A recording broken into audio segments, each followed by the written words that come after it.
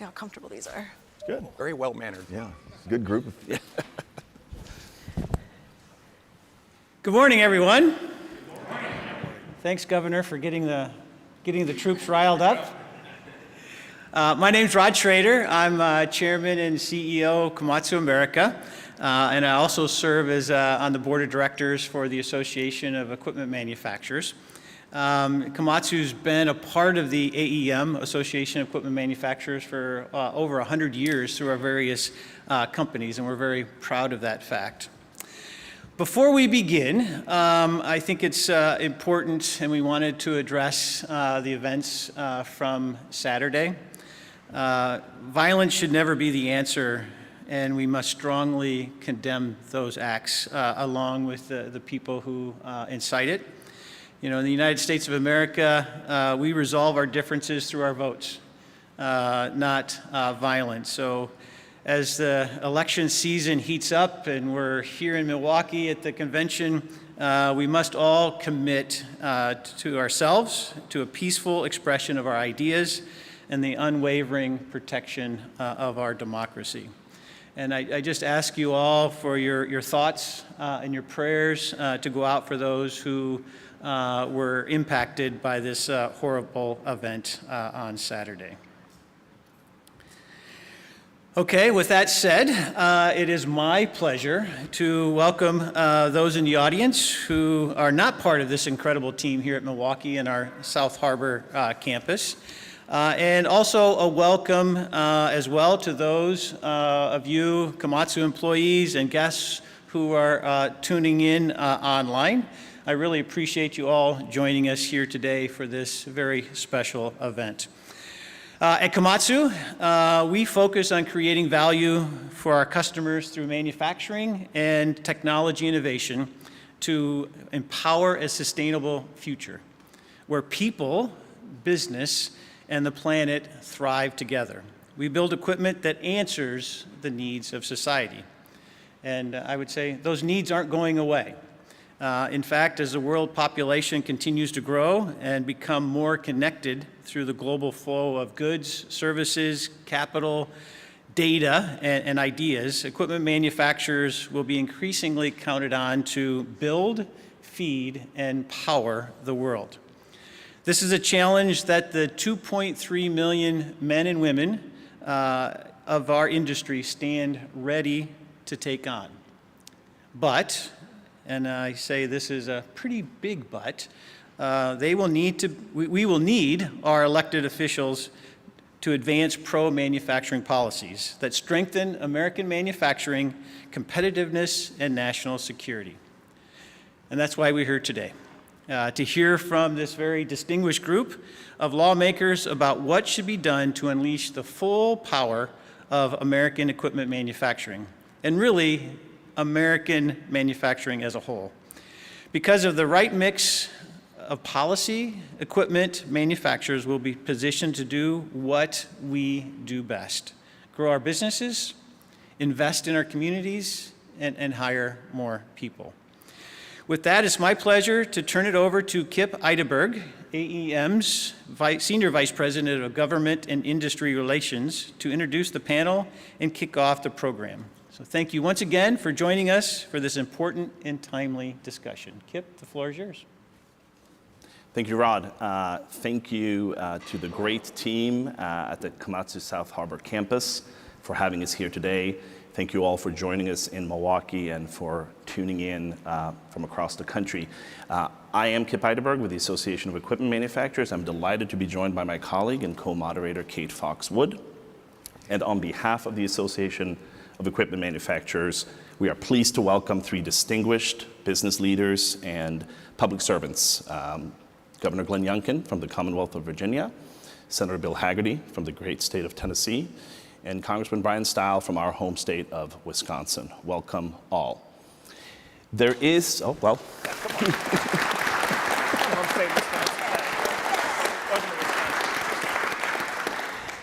There is an American success story for our polarized times. U.S. equipment manufacturing is stronger than it's been in a generation. U.S. equipment manufacturing is enjoying a remarkable renaissance. not only are American factories producing more equipment, but America is building more factories. 4 years after the global pandemic, US equipment manufacturing is strong and resilient. But now our challenge is to build on that momentum. Equipment manufacturers still face persistent labor shortages, regulatory onslaught, and inaction on a number of key policy priorities that stifle economic growth. And how to maintain that momentum is what we're here to discuss today. So without further ado, the first question goes to you, Governor Youngkin. Virginia has been experiencing a steady growth in its manufacturing sector, including recent investments in equipment, packaging, and machinery equipment manufacturing. In fact, I believe CNBC named you the #1 business state in America in 2024. Oh, that's actually true. Yeah, so congratulations on that accolade. Yeah. That being said, to what do you attribute Virginia's success in attracting manufacturing, and what can other states and indeed the federal government learn from your success? Yeah. So first of all, thank you so much for allowing me to be with you today. Very, very exciting to be, first of all, in Milwaukee, to be here for the Republican National Convention, and also to recognize that, as we heard just a few minutes ago, that the tragic events over the weekend, one saw a divine hand in protecting President Trump. We lift up the families, particularly of those innocent victims. But it's also a moment for our country to come together and to recognize that the spirit of opportunity and the spirit of hope is flowing across the nation. And here we are together talking about one of the key elements of that, which is the opportunity to build in America, to expand the economy in America. And what we've seen in Virginia over the course of the last 2.5 years, I think, is very reflective of the basic inputs that make a state and a country great for manufacturing. You can't sit in front of this shovel, which is almost hard to call it just a shovel. It's not like the one I had in my sandbox as a kid, and not be completely inspired by what it takes to build this. And the fact that we can build it here in America is so important. In case you didn't know, Virginia was just named by CNBC the top state in America to do business. And it really does reflect 5 key ingredients that we have been focused on driving forward. #1, of course, is to be business friendly. And that's really straightforward. We're a right to work state. We've been reducing the cost to do business. We've been streamlining regulations and cutting red tape. The second is the best place to live. And we've had $5 billion of tax relief. I want Virginians to stay in Virginia, and I want people to come. That allows us to build the best workforce in America. We were rated by CNBC as having the best education system in America, and talent is at the core. Fourth, of course, is infrastructure. And we, of course, we're rated #3 in infrastructure. We've invested a huge amount of money in sites to get them ready, but our port is, after this next project, will be the deepest and widest on the East Coast and was named the best operating port in America. And it connects a massive manufacturing base into not just the rest of the country, but the world. And then finally, it's power. And in a time when we see increasing power demands straining our national system, we have in fact embraced an all-American, all-of-the-above power plan where we, yes, are embracing all parts of the generation grid so that we can have a new natural gas plant in one of our fastest growing counties, Chesterfield County. We have the largest offshore wind project in America. And by the way, it's on time, on budget. And we just this past week announced the work to site the first small modular reactor in Virginia in order to embrace the promise of nuclear.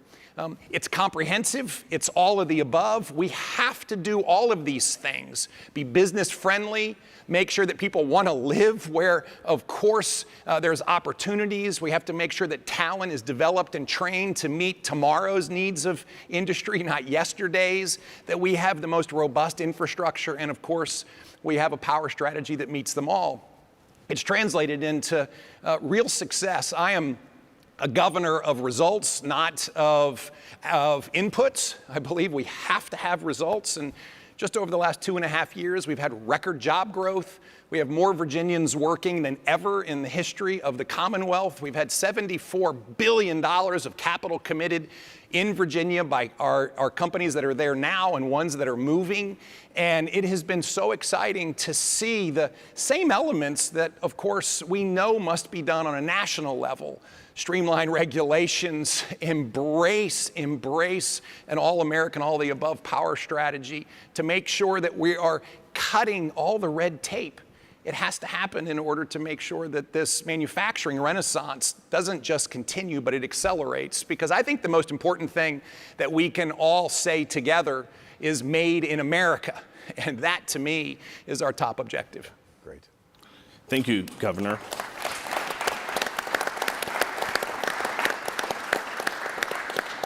Senator Hagerty, your home state of Tennessee has also seen and enjoyed a steady stream of investments in manufacturing over the past few years, many of them by companies headquartered outside of the United States, including Komatsu. What role do you see foreign direct investment play in not only strengthening U.S. manufacturing, but, to what the governor said, ensuring that the future is made here in America? Well, I'd like to just say something first before we start. Of course. But it gets to the point about our ties to our foreign partners. As you mentioned, Komatsu, where we are today, and their great facility here in Milwaukee. Komatsu has a terrific facilities and investment in Tennessee. Yesterday evening, the Prime Minister of Japan reached out to me, his office reached out to convey their messages of condolence and support to President Trump, which I promptly conveyed. And I spoke with President Trump. He's an amazingly resilient person, the strongest person that I've ever worked with. And sadly, two of the greatest world leaders that I've ever worked with successfully were Prime Minister Abe and President Trump, both of whom have been shot now. Thankfully, and thank God, that President Trump survived it. But as I spoke with President Trump, he was very clear that he's changing his speech. We're going to change the tone of this convention in Milwaukee. We have to bring America together right now, and we're going to bring America together. And I agree with the governor. One of the great things we can do about bringing together America is talk about the great opportunity and promise that this country represents. There's none like America. The exceptional nature of our nation has never been repeated, nor will it. And if you think about how we begin to continue to build on that strength, I think manufacturing is a great way to do it. I will go back and cite sort of how the story happened with foreign direct investment in Tennessee. I was called by a friend of mine who won the governorship back in 2010 to step in. He called several of us from the private sector to come in and help build a cabinet. Governor, I'm sure you called on some of your friends from the private sector as well. Many of them, yeah. And I was asked to come in and be the cabinet secretary responsible for commerce, trade, economic development. At the time, Tennessee was in the bottom half of every economic metric. Our unemployment rate was higher than the national average. Our wage growth and GDP growth were below the national average. And foreign direct investment was something I saw as a real opportunity for us. I had to reshape the department I was given. We eliminated over 40% of the positions, but we repurposed it as well. And the result was that by the last 2 years, I was there for 4 years, by the last 2 years that I was there, Tennessee had become the #1 state in the nation for creating jobs through foreign direct investment. We moved from the bottom half of the league tables to the very top. And the reasons that the governor cited were precisely those that we advocated and continue to press forward for in Tennessee. And I think that states like Virginia, states like Tennessee, states like Wisconsin are going to be the laboratories of democracy that we need to see. And I think that's where lessons can be learned by the federal government. To go to my current role in the federal government, we have a huge problem, and one that I think that can be addressed very readily, and that's overregulation. And the wave of regulations that we've seen unfold without any sort of cost-benefit analysis is something that has to be looked at very, very carefully. I've seen the benefit of that when I served in President Trump's administration in a few years past. Not only did we go through an impressive and an important Tax Cuts and Jobs Act that made a big difference, but I think even more so, there was a regulatory overhaul that really helped take out some of the sclerosis in our regulatory system and put us in a position where we could be competitive yet again. We've got to take that mindset forward. And the regulatory burden, the regulatory costs that we've seen just in the past 3.5 years, the regulations that agencies have added have a present value of $1.6 trillion. 13.5% of the GDP of the manufacturing component of our GDP here in America is taken up by regulatory compliance costs now, 13.5%. That is a tax that is unseen by the average American. It's significant, it's real, we have to address it. And what you see happening in states like Virginia and Tennessee and Wisconsin we're taking a very hard look at this. We're creating environments that are conducive to business growth. We're working hard and we're recruiting companies. This country is growing. We've got great potential. Let's recognize that, take advantage of it, and not do anything to disadvantage us. And with that mindset, we're going to take America forward to be the manufacturing giant for the next century. Thank you, Senator.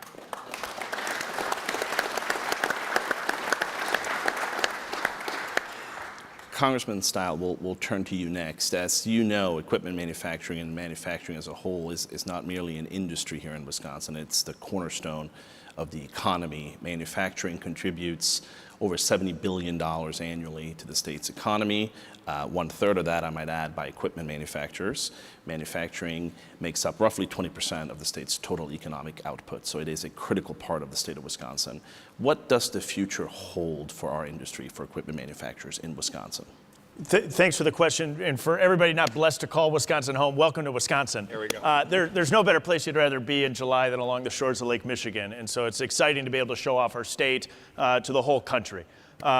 In a quick comment on the actions that occurred on Saturday, hopefully if we walk away with anything positive out of this, it's a moment of sobriety to say that we can actually focus in and have a robust conversation on policy without a lot of the personal rhetoric that I think has really poisoned the well of some of our political discourse.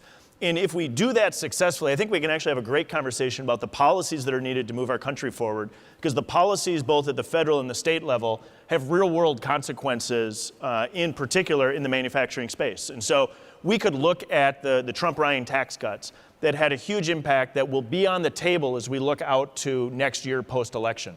And in particular, if we think about two pieces of that, of the R&D tax credit and accelerated depreciation. In a state like Wisconsin, which is a capital-intensive state, heavy manufacturing state, that ability for accelerated depreciation has real-world implications on the decision of global businesses in particular to be investing in the United States. At the state level, why do people choose any given state? In my particular situation, why do we encourage them to come to Wisconsin? It's because we have one of the greatest workforces in the entire country. And we have workforce challenges. And I think one of the biggest state challenges we have is to really connect our educational product with the real true workforce needs in any given state. That's not really a federal answer, because each state, as we would all know, is very different on what those workforce needs are. But truly empowering the states to make those educational decisions are going to be essential. As noted, I've worked in the manufacturing industry. That's where I worked prior to running for office. One, Regal Rexnord, a member company, which is headquartered about 3 miles up the road, later would go and work at a large plastics manufacturing company. One of the challenges we have, maybe uniquely in Wisconsin, but true across the board, is B2B businesses. A lot of workers have no idea what goes on behind the door. As you walk up here, I've never bought a Komatsu shovel, right? And I'm guessing maybe some customers here, but almost no one else did. I would have a great pool. I would have a great pool if I had that. But in a serious sense, I think often, in particular in the workforce side of manufacturing, people don't know what the job looks like. And if we are connecting our education with the true workforce opportunities, that is what gives us a huge potential to continue growing on our history of manufacturing in Wisconsin. Can I just add what that? Of course, Governor. It's because this concept of connecting the needs of an employer to a prospective workforce so that the skills can be built before they show up at the front door is so important, and it's got to stretch back into K through 12 education. And therefore, first, understanding what those skills are, and then second of all, defining multiple pathways for students, not one size fits all, but multiple pathways so that the next generation of the great American workforce can start to find their pathway much, much earlier. And so we have started the ability for Virginians to actually get an industry recognized credential while they're in high school, So if you want to go work in Newport News Shipbuilding as a welder, and by the way, make a lot of money, you can go get an industry recognized credential while you're in high school and go get a job right out of the way, right out of school. I think I may be the only person in America, at least governor, that's done a ribbon cutting 2,000 miles down at a coal mine. And so in Virginia, we mine a lot of metallurgical coal. And about 18 months ago, I was in Buchanan County, and I had a chance to do a ribbon cutting 2,000 feet down. And so, yes, I had on a really attractive protective suit. But what I learned when I spoke to this amazing workforce is that it is, in fact, a skilled, highly technical profession that we need to train workers for. And in this case, Coronado, who was expanding a whole new mine in Buchanan County in Virginia, really was starting that education back into high school. And so, Congressman, you couldn't be more right that we have to rethink the way we're educating the next generation of great American workforce and make sure it's starting deep into school, not after they've graduated with a diploma and maybe a degree from a college that doesn't get them a job. I might add just one more point to that, if I could, and I totally agree with what both the congressman and governor said. And in Tennessee, we've got Tennessee Colleges of Applied Technology to try to build that certification program. We're reaching into middle school level to try to inspire young people. But we have an advantage, and I think you may have as well, and that is a workforce that uniquely comes to Tennessee to retire. That's based around Fort Campbell. Our military workforce, we have a huge population of veterans that have turned out to be, highly trained in a different environment, albeit, but highly trained and highly capable of dealing with advanced manufacturing challenges. They've worked with very expensive equipment, if you think about it, and they've got great soft skills. And I think that's a resource we need to continue to build upon as well as our veterans community. Totally agree. Totally agree. Well, our esteemed panelists have already touched on what's the next question is going to be, but I want us to delve in a little bit more. So 2 of the challenges that equipment manufacturers are currently facing, 1, tax. We've got some provisions that are due to expire. The congressman touched a little bit on bonus depreciation and R&D. Those are super critical for our industry. The other piece that's been talked about already is just the amount of regulation that's coming at not just the equipment manufacturing industry, but business overall. Talk to us, I'm going to start with the congressman first. Talk to us a little bit more about what you think we can be doing from a policy perspective to stave off some of that negative impact that we could be seeing on the tax and regulatory side. Senator Hagerty commented on the burden that the regulatory state continues to place on businesses. Let me give you a moment of optimism. It's something that I think we're really going to have to focus in on. After Chevron deference has now been overruled, we as legislators, in particular in the Senate and the House, have a huge opportunity to right-size this. We've seen, for example, the EPA really run roughshod over congressional intent. The Supreme Court is finally shifting that back to elected officials to have a say in that matter. Grabbing that lifeline that the Supreme Court has given elected officials in the House and in the Senate is going to be absolutely essential as we go forward, because the burden that is placed on businesses from a regulatory standpoint is stifling. And in particular, at a period of time when inflation is high, when costs are going up and it's harder for families to afford the things that they need, we need to be focused in on Washington on policies that bring costs and inflation down. And the number one focus of that should be right-sizing a lot of the regulatory state. Absolutely, Governor. Well, and I can add, just from a governor's perspective, it's stifling what comes out of Washington from a regulatory standpoint. And of course, what we've seen over the last 3.5 years is that those regulations aren't based on congressional action. They're based literally on regulatory authority that really has been undermined by good legal action to say you can't do this. And so this battle that is existing, where there's overreach and then there's a long legal process in order to stop it, is terrible for business. And so we've just got to stop this. I mean, a NEPA permit today takes anywhere between 7 and 10 years for a new mine. And that is unbelievable. I don't know about all of you, but if your Excel spreadsheet, when you're starting a project in business, has 2 years in it and it takes you 10 years, that project doesn't work anymore. And that's what's happening. And so the opportunity here, Congressman and Senator, for you all to go to work and truly carve back this massive overreach is hugely important. I will say, second of all, you can go to work in the bureaucracy as well. So what we've done in Virginia was charge every one of our agencies and departments to cut regulations by 25%. Why 25%? It's more than 15 and it was less than 50. I just picked a number. I said, come on, let's go to work. And what we've seen, of course, is huge progress when you direct people to do things and then you measure it. And that's exactly what we do. And let me give an example. If you are needing an air or water permit from the Commonwealth of Virginia, it takes you 1/3 of the time today that it did 2.5 years ago. 1/3.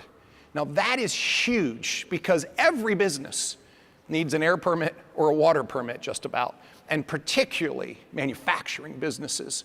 And so we are really excited about the fact that we have added transparency, we have cut red tape, and we have increased the cycle time for business. So important. And then let me just double down lastly on the tax comment.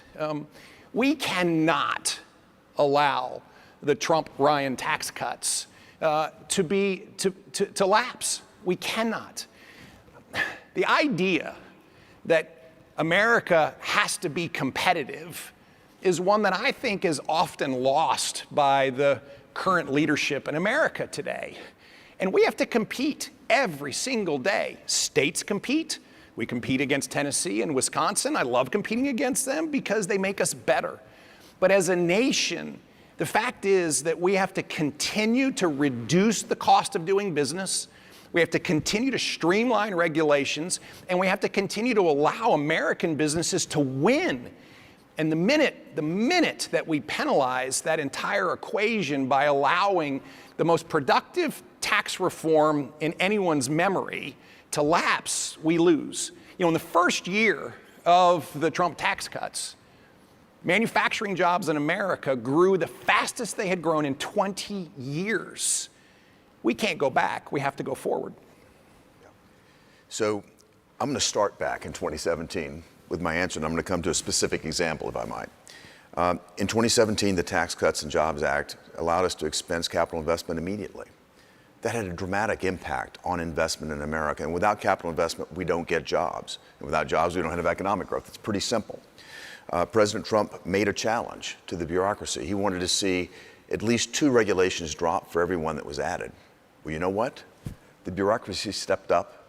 7 regulations were cut for every one that was added. What happened? The United States GDP grew at twice the rate of any other major economy in the world. It was felt across the nation. We were the most competitive economy in the world, and it happened very, very quickly because of those 2 principles. I'm going to roll forward now to touch on what Brian said. The Chevron case is a seminal moment for us. But I'm going to give you an example of something that happened even before that, because Congress can legislate and make a difference right now. Many of you have heard of the Chips and Science Act. That's trying to bring semiconductor manufacturing back to the United States. Well, as a business person, when this legislation was moving around in the United States Senate, I decided I would pick up the phone and call the CEOs of semiconductor manufacturing companies and ask them why they weren't manufacturing here. Is it just subsidies? Is it something else? All of them went through the list of things that were the reasons, but every single one of them told me this. It takes at least 5 years to permit a semiconductor manufacturing firm in America. If you think about the pace of technology development, there is no way that we're going to ever be competitive. I don't care how much you subsidize it. If you don't fix the permitting process, you will not be competitive. Because of my business background, my colleagues in the Senate trusted me. I figured out a way to take something very simple. They've been processing these permits in series. Let's make them process it in parallel. By doing that, we could take a 5-year process down to 18 months. My colleagues in the Senate agree. The bureaucracy didn't like it because it meant that they might be duplicating work, et cetera, et cetera. We didn't care. Now, we had a fight in the House, but we got it done. We got it done in the House, and thanks to a Commerce Secretary that knew a little bit about business, she got the President to sign it, and that happened. We completely changed the permitting process to make our nation more competitive. Have any of you heard about it? I doubt it. That's good news, Good news doesn't often get publicized in Washington. It's generally conflict that does. But these are the types of things that can happen. And in the wake of Chevron, we need to be doing a lot more of it.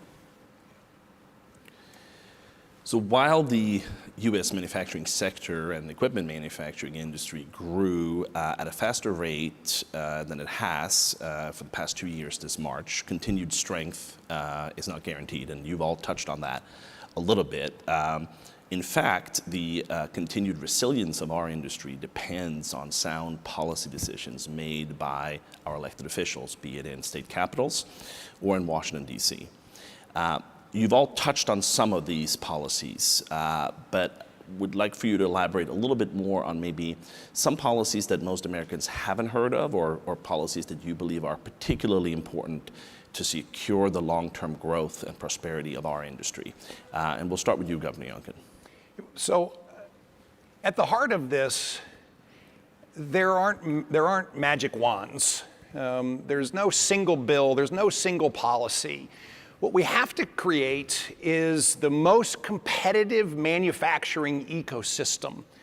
And in the ecosystem is first, yes, business-friendly policies, and that is cutting red tape, and that is competitive tax policy.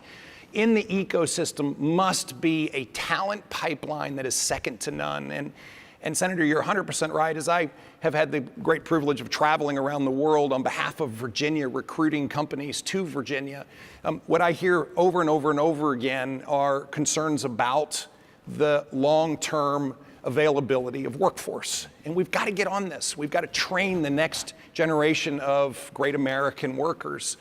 The third thing that we know we have to do is have world-class infrastructure so that it's connected, so that we can manufacture in Virginia or Wisconsin and Tennessee and get these world-class products across the country and across the world. We have to have, yes, a national power and energy strategy that allows us to be competitive, to have power be reliable and affordable, and yes, increasingly clean, and we can do this.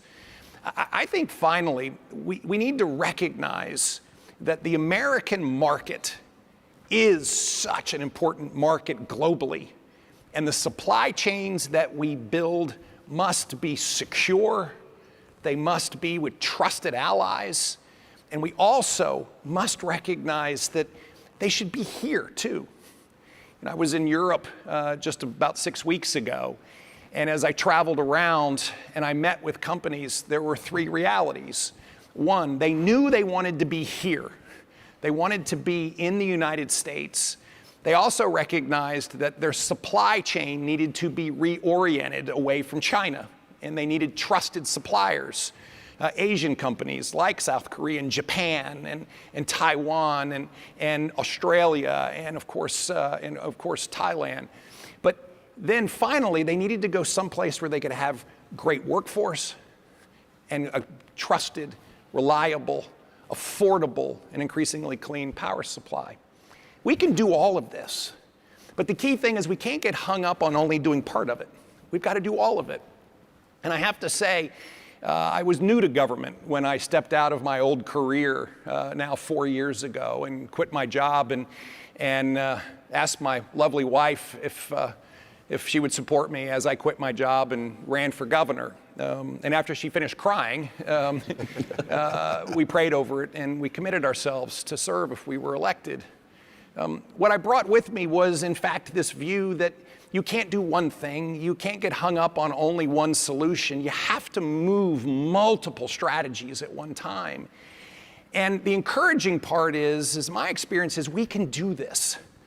We just have to have determination and grit and an unwavering, unrelenting force in order to make it happen. But we can do it. We've seen it in Virginia over the last 2.5 years. I watched Tennessee completely transform itself, Senator, and of course you were such a huge part of that. And of course having Tennessee on a border is so important because now we compete like crazy.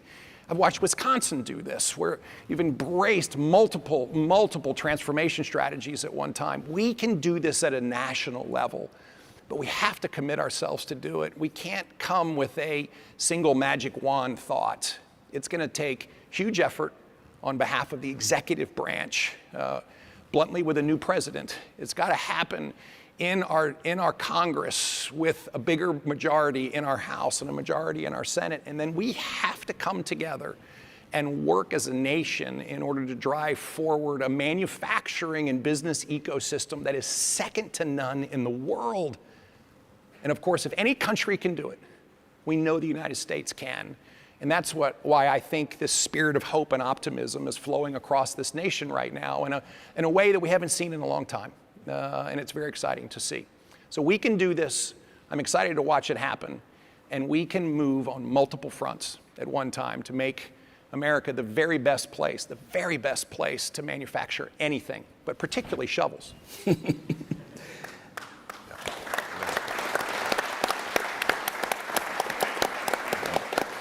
Congressman Style, your thoughts? I'll give you two quick policies to get in the weeds, and we haven't touched on trade. But we think about American manufacturers, there's actually a lot of that that's being produced here in the United States, here in the state of Wisconsin, and shipped overseas. That's terrific for our economy. We've had trade agreements that have been done not to the benefit of American workers in the past sometimes. And what we need to do is make sure that it's free, fair, and reciprocal. That U.S. companies have access to foreign markets is a key piece of that. I think that's something that President Trump has been a great leader on, and we have a huge opportunity post-election if President Trump is successful. The second, let me take you a little bit afar and then come back real quick. We need to make sure that we're not stifling innovation and development in the United States. Let me just give you crypto for a second. I'll come back to manufacturing. If you look at what's going on in the crypto space, what we see is a lot of regulation that's stifling innovation development in particular in the United States. As we think about manufacturing, we see the same challenges as it relates to Internet of Things or AI. What we want the government to do, maybe provide guardrails if needed, but allow that innovation and development to really take hold in the United States. And if we do that successfully, we can continue to be a global technological leader, and more manufacturing is technology dependent. Thank you. Senator Hagerty? Well, I think I agree with both my colleagues on stage with everything that they've said. One aspect of this is almost attitudinal. And if I think about, and Brian, you touched on it, the regulatory perspective on a new industry like crypto technology, we've got to get the bureaucracy in Washington tamed and back in place and coloring back inside the lines again. What we've seen are agencies go way outside their remit, create uncertainty here, and uncertainty has a very negative impact on capital investment, as we all know, and is going to have a very damaging impact on our competitiveness. If you come back and look at where we have strength, we have a tremendous amount of strength. Play to it. That's how you win. Think about our financial markets.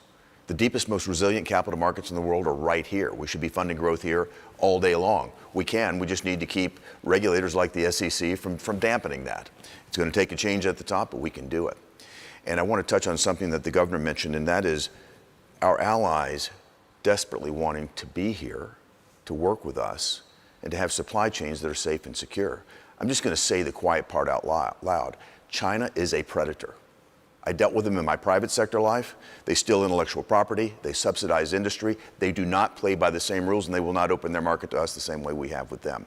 We have to stop it. We absolutely have to stop it, and we have to wake up.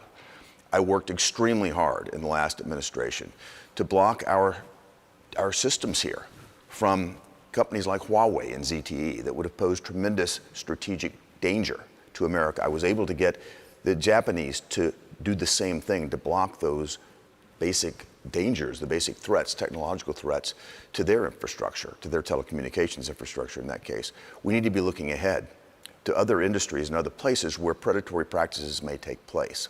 And the more we can partner with our allies and make America, I think, the epicenter of this partnership, the more we're going to actually face up to the fact that the world has gotten to be pretty darn difficult. And we need to be thinking not one step, not two steps, but 10 steps ahead.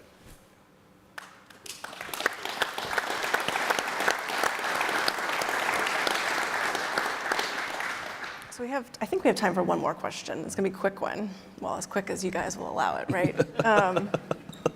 We, AEM, and the equipment manufacturing industry has embarked literally 3 weeks ago at this point, on a 10,000-mile, 80-stop tour called the Manufacturing Express across the country. We're currently in Minnesota. Team's working hard there right now, just getting the word out about what the equipment manufacturing industry is all about.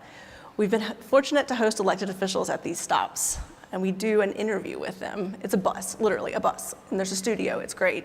One of the questions we've been asking is when they think of equipment manufacturing, what's the one thing that just comes immediately? What's the first thing that you think of? I'm looking at the senator. We'll start with Strength. Strength. Strength, American strength. Virginia. Listen, I'm an unabashedly proud Virginia. We were the home of Washington, Jefferson, Madison, Monroe. I mean, come on. But we also make a lot of stuff in Virginia. And so, I have such an honor of representing Virginia. I do, when I speak with companies from all over the world, I say, first, come to America. And come to the United States and understand the land of opportunity and the home of innovation and all that we can do to help you build your future. But then I quickly follow up with, come to Virginia. And I will tell you that we can do the same in Virginia. Yeah. Well, we are coming with the bus to Thank Virginia you. I'll be there. So, I'll be there. sir. You let me Yes, know, sir. I'll be there. Yes, sir. I should be quick enough to say Wisconsin, but I'll add in essential, that it's absolutely essential to the American economy. Thank you. Great. Well, with that, round of applause. Thank you, Brian, for the Wisconsin comment. Governor. Yeah, I just want to add something that the congressman said earlier on, which is the lifetime career, the opportunity, the chance to live an extraordinary life in the world of manufacturing is not well understood. And I think that is a big opportunity for us. And as this great bus tour heads around the nation, and if you need some suggestions on places to go, not just in Virginia, but schools and community centers, so that this next generation of leaders in Virginia can understand the opportunities that are available to them. When we launched our maritime school in Newport News, a school that provides every student an opportunity, it's just on a lottery, come if you want, a chance to, starting in 9th grade, build the skill sets to go work in our shipbuilding industry and our maritime industry. And that could be everywhere from a welder to going on to one of our great universities and getting a degree in ship design or metallurgy. But so many of the students don't know what options are available, and that is the great opportunity for us. And so thank you for doing this, because it pulls back the curtain on the tremendous career and opportunity that lots and lots and lots of Americans can have in manufacturing. And to be certain, we've done it before. Yeah. Think about what this nation delivered after World War II. The world was in ruins. The United States pulled together, and it was our ability to manufacture that got us through that war. And it's that ability that rebuilt the world's economy. We've done it before. When I was a kid, and I'm sure some of you on the stage, I learned how to weld. I'm from a small rural area. We had shop classes, wood shop, metal shop. We have done this before. We just let it atrophy. We can get back to that with leaders like we have here on stage. We're going to get back to it. We're doing the same thing in Tennessee, inspiring young people, and I think it's got to happen at middle school level up, but inspiring young people to do this and to understand it, as Governor Youngkin just said. Your tour, I think, has great potential. We can do this because we have done it, and we can deliver it again. Well,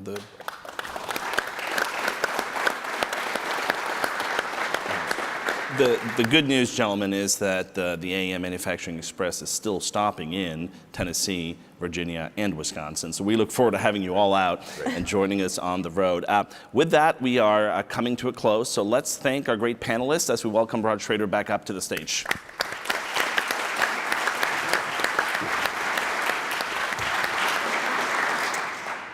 Are you inspired?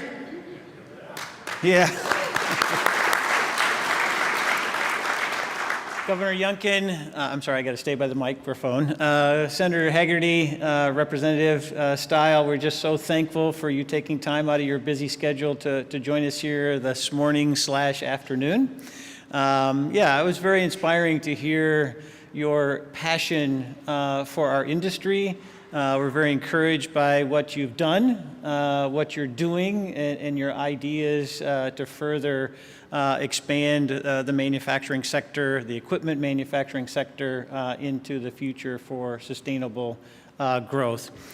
I thought just a couple comments in the last portion there, Governor Youngkin, on workforce. And, we think of it from a manufacturing perspective. Workforce is important for us here in Milwaukee. But all of these products are sold all around this country, and it requires people to fix them, to service them. And so it is state by state, but it's also a national issue on anything that is in an environment that needs to be repaired and supported. So we have to take it also from a federal standpoint. And then I also was very encouraged by what you said, all three of you said, relative to regulation. And you think about, we're manufacturers. Every day our teams are working on how to build it faster, more efficient, lower cost, lean, Kaizen. If we could get government to do that with us, I think, just think of how much we could reduce our deficit and really explode the growth and efficiency of our country. So a lot of great ideas and very encouraged. So thank you everyone here in our atrium here in our South Harbor campus in Milwaukee. I hope you enjoyed your time. Thank you all who are online and joining us for this very important and timely policy discussion. As Kip said, I think we're very excited. The opportunity for our industry is quite bright. That partnership with government for the right policies, regulation, workforce, taxes will be very important to continue our path for growth on into the future for manufacturing. So again, thank you, panel. Thank you all for joining us, and wish you a very good day and the rest of your week. Thank you very much.